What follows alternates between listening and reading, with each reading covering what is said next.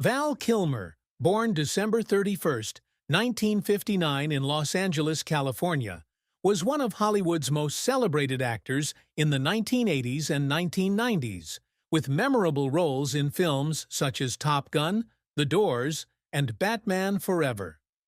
His life has been a roller coaster, from the brilliance of his career to the depths of personal pain.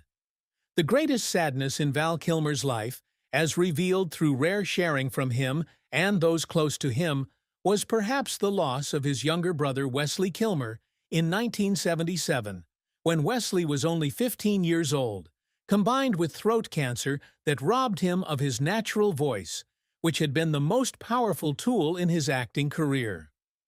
Wesley Kilmer, Val's younger brother, died in an accidental drowning due to a seizure in the bathtub, an event that occurred when Val was just 17 years old. The two grew up in a middle-class family in Chatsworth, California, where they often made homemade short films together, nurturing their love of art and creativity. Wesley was not only a younger brother, but also a close friend, a great inspiration in Val's life. In the documentary, Val, 2021, he shared precious footage of Wesley, showing the deep bond between the two brothers. Wesley's sudden passing left an unfillable void in Val's heart, a sadness that he carried with him throughout his life. He once said that his brother's death was a defining moment in his personality, causing him to become a perfectionist, always seeking perfection in his work as a way to cope with the pain of loss. That sadness deepened when Val Kilmer was diagnosed with throat cancer in 2015. The disease not only threatened his life, but also took away his voice, something he had once prided himself on as his joy and source of life. After 2 tracheotomies, he had to use a device to communicate, and his natural voice was now a distant memory.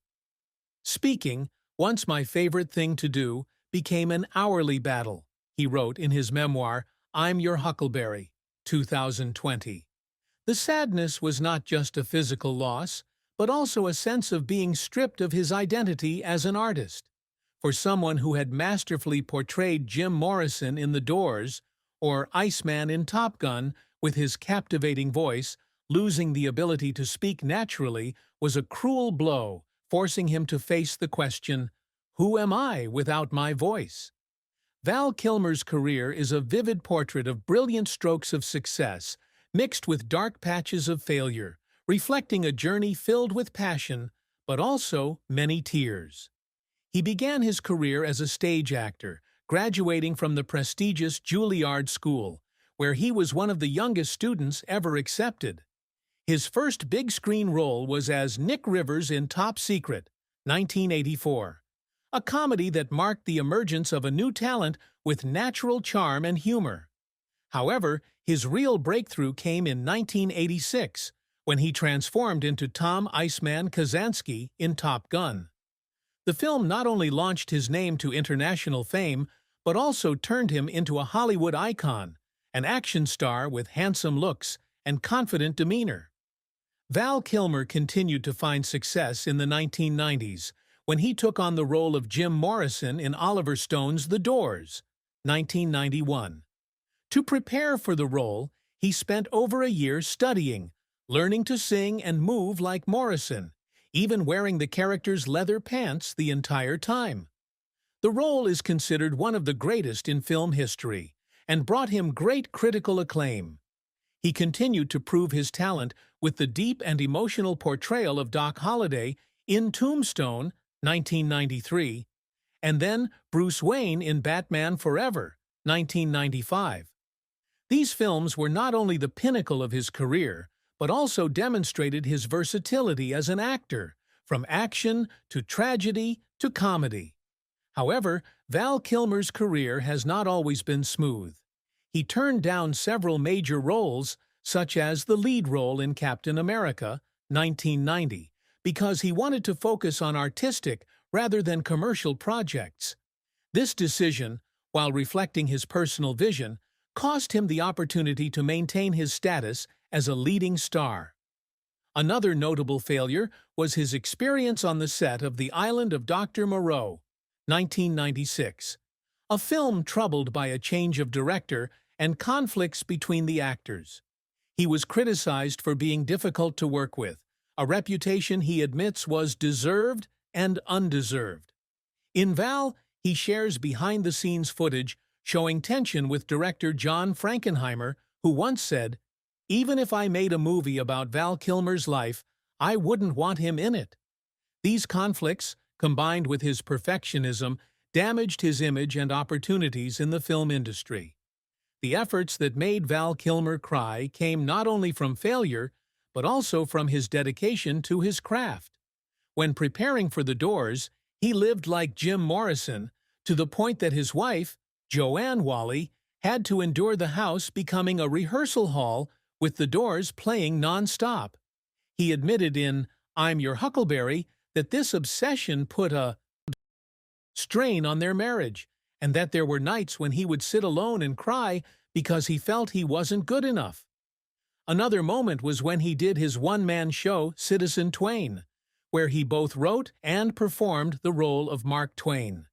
In Val, his son Jack recounts that there were performances where he cried on stage because he was moved by the audience's reaction, especially after cancer left him speechless. Those tears were a testament to the passion and pain of an artist who put his heart into his work. Val Kilmer has always set high goals to prove his worth in the film and art industry.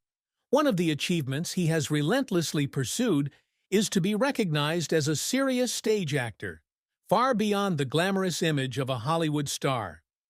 He once said in an interview with the New York Times that he had been preparing to play Hamlet for 10 years, dreaming of standing on the big stage with Shakespeare's plays. Although his film career took him far from this dream, he still found a way to realize it through Citizen Twain, a one-man show that he wrote and performed for many years, even as his health declined.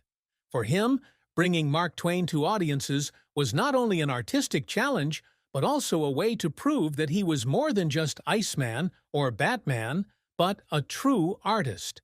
Another goal of his is to leave a legacy that goes beyond famous roles.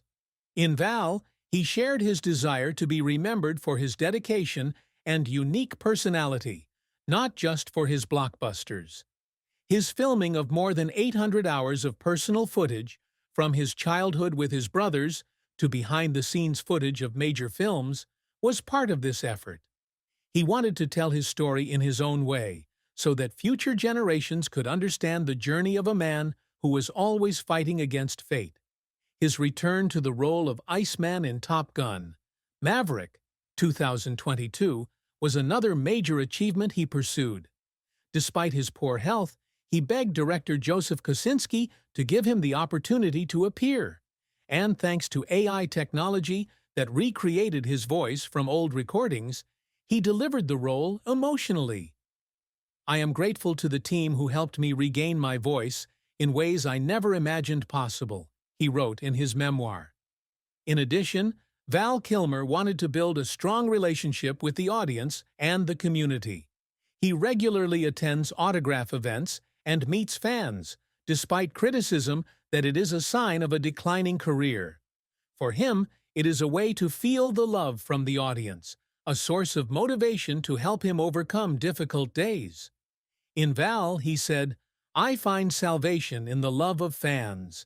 Citizen Twain concerts or social media posts are also ways for him to connect, share his thoughts and art.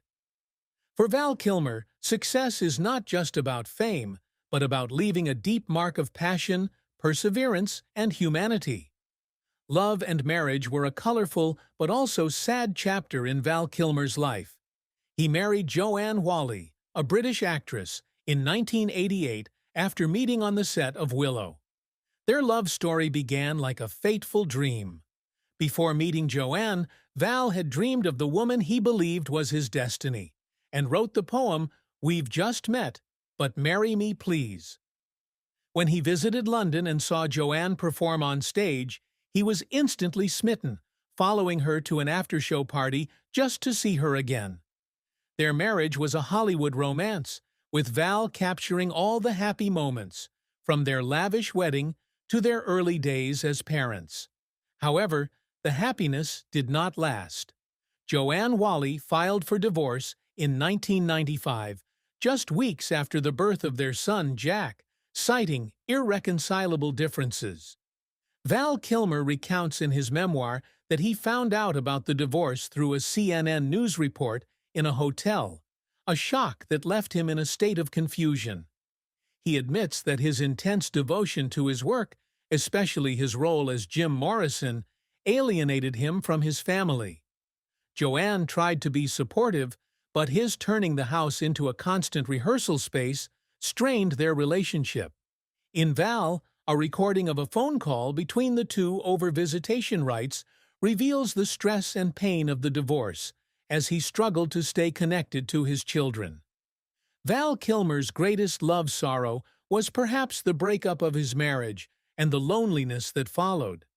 He wrote in I'm Your Huckleberry that he had not had a girlfriend in 20 years and was alone for a part of every day. Despite dating celebrities such as Cher, Cindy Crawford, and Daryl Hannah, the latter of which he describes as the most painful, he has not found lasting love since Joanne. In Val, he speaks of Joanne with deep respect. She was such a big part of my life, and there is no way she is not in my story. His grief was not only the loss of his wife, but also the years of separation from his children during the post-divorce period, a void he has worked hard to fill. Val Kilmer has 2 children from his marriage to Joanne Whalley. Mercedes Kilmer, born October 29, October